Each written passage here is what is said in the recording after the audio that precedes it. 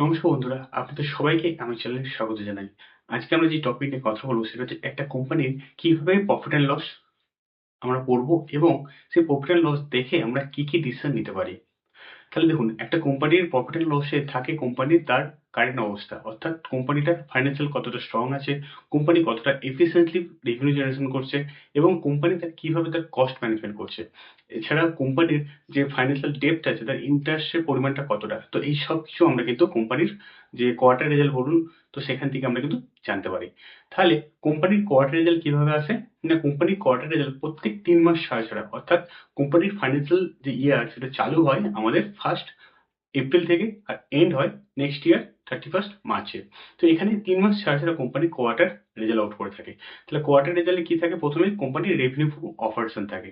এখানে revenue from operation বলতে আমরা এক কথায় যেটা বুঝবো, কোম্পানির কোর বিজনেস থেকে যে পরিমাণ আয় হয়, অর্থাৎ যদি কোনো কোম্পানি একটা পেন তৈরি করে তাহলে সেই পেনটা বিক্রি করে ওই কোম্পানির যতটা আয় হবে বা যতটা রেভিনিউ হবে সেটাই কি হবে? তার ইনকাম ফ্রম অপারেশন বা অপারেটিং রেভিনিউ। এবার কোম্পানি তার যদি আদার্স কোনো ইনকাম হয়ে থাকে যেটা তার কোর বিজনেস সাথে রিলেটেড না, সেক্ষেত্রে সেটা ইন্টারেস্ট আর্নিং হতে পারে, বা সেক্ষেত্রে যদি কোনো কোম্পানি শেয়ার হোল্ড করে থাকে সেখান থেকে ডিভিডেন্ড আর্নিং হতে পারে, বা কোনো আদার্স কোনো স্ক্র্যাপ বা কিছু বিক্রি করে যদি কোনো ইনকাম হয়ে থাকে। তো এইগুলো কি হবে? Company income from other source. আমাদের কিন্তু যখন আমরা কোনো কোম্পানির কোয়ার্টার রেজাল্ট দেখবো, সেখানে যে সমস্ত কোম্পানির এই ইনকাম ফ্রম রেভিনিউটা বেশি হবে, ইনকাম ফ্রম মানে অপারেটিং ইনকাম যেটা বেশি হবে, সেটা কিন্তু কোম্পানির ক্ষেত্রে খুব একটা ভালো দিক। আর যদি সেখানে দেখা যায় যে বেশিরভাগ যে ইনকামটা আসছে সেটা আদার্স সোর্স থেকে আসছে, তো সেটা কিন্তু কোয়ার্টারলি মানে নেক্সট কোয়ার্টারে নাও থাকতে পারে। এবার ধরুন কোনো একটা কোম্পানির বাই প্রোডাক্ট, মানে যার যেটা মেইন প্রোডাক্টের সাথে একটা কিছু বাই প্রোডাক্ট বেরিয়ে থাকে, সেই প্রোডাক্ট বিক্রি করে তার কিছু আয় হচ্ছে এবং সেখানে হয়তো দেখা গেল সেই বাই প্রোডাক্টের ডিমান্ডটা এতটাই বেশি যে তার প্রত্যেক বছর একটা কনস্ট্যান্ট আদার ইনকাম জেনারেশন হচ্ছে। তো সেটা ডিপেন্ড আপন করবে কোম্পানি টু কোম্পানি। কিন্তু অল ওভার দেখতে গেলে মেইন আমাদের দেখতে হবে যে কোম্পানির অপারেটিং রেভিনিউ যেন বেশি হয়।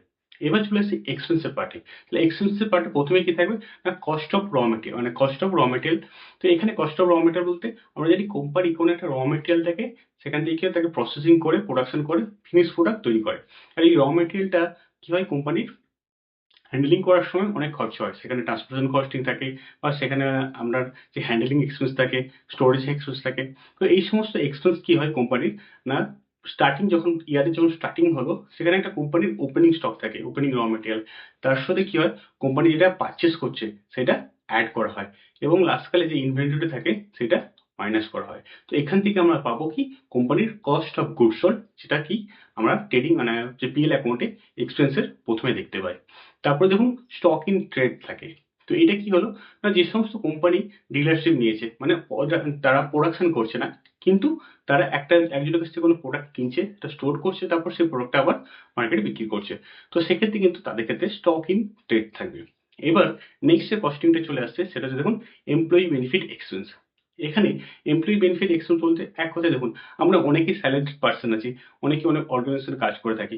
তো এই সমস্ত আমরা যারা এমপ্লয়ি বা আমরা যারা ওয়ার্কার্স, আমাদেরকে কি হয়? পেমেন্ট করে থাকে কোম্পানি। তো এই এক্সপেন্সটাকে কোম্পানি এখানে এমপ্লয়ি বেনিফিট এক্সপেন্স বলে থাকে।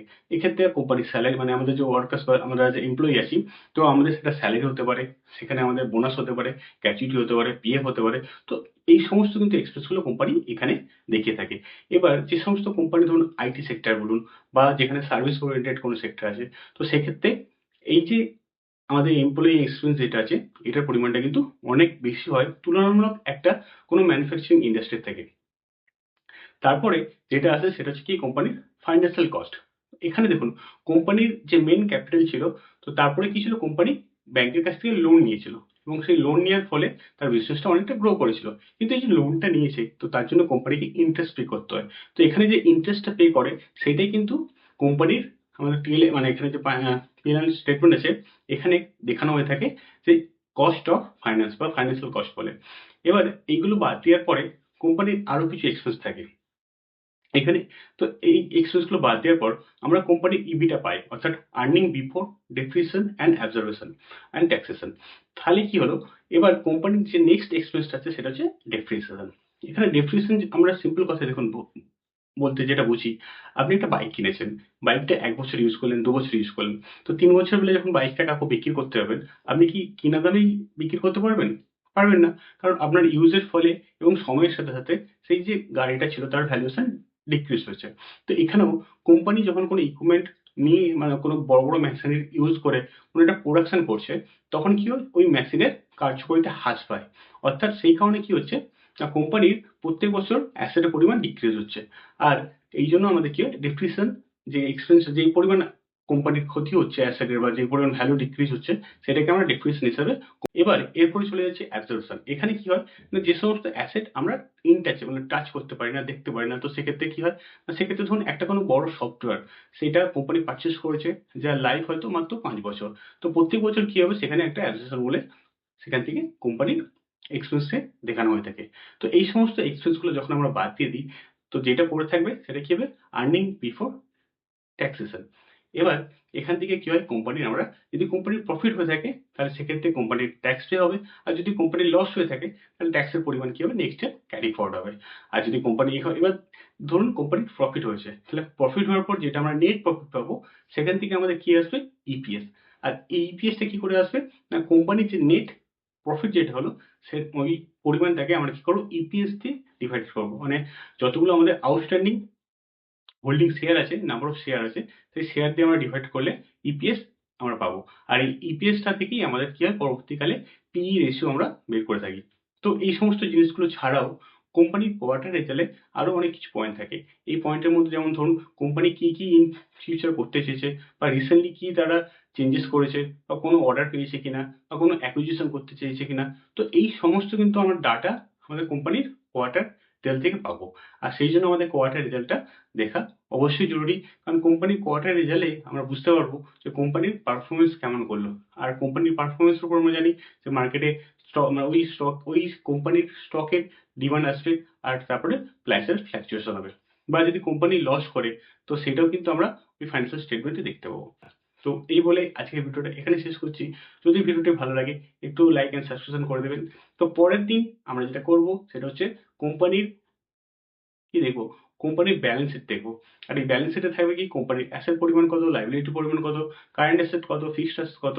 তাছাড়া আমরা আরো জানতে পারবো কুইক রেশিও, এছাড়া আরো জানতে পারবো ওখানে ডেপ্ট ইকুইটি রেশিও, তাছাড়া কোম্পানির বুক ভ্যালু। তো এই সমস্ত কিন্তু আমরা জানতে পারবো কোম্পানির ব্যালেন্স শিট থেকে। তো নেক্সট ভিডিওতে আমরা চেষ্টা করবো ব্যালেন্স শিট নিয়ে একটা ভিডিও করার। আর এই ভিডিওতে যদি আপনাদের কিছু কমেন্ট থাকে একটু আমাকে জানাবেন। ভিডিওটা আমি চেষ্টা করছি খুব ছোট শর্টের মধ্যে করার, যাতে আর কিছু কিছু পয়েন্ট হয়তো আপনাদের বুঝতে একটু অসুবিধা হবে, তো সেগুলো একটু আমাকে বলবেন, তাহলে আমি সেটার উপর আরো একটা ভিডিও করবো। তো নমস্কার, আজকের মতো ভিডিওটা এখানে